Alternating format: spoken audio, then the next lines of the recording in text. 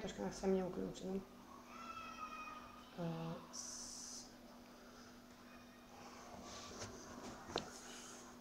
Može.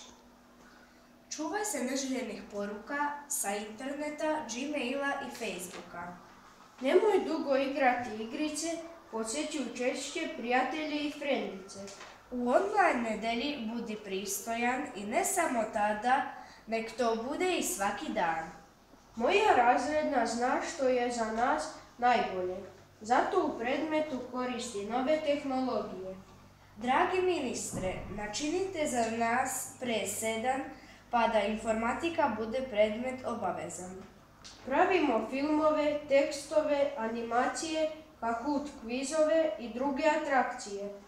Ove nedelje je bio Tesla Info Klub test. Učestvovalo je naših đaka preko 50. Filip je na okružnom bio treći, u opštini prvi.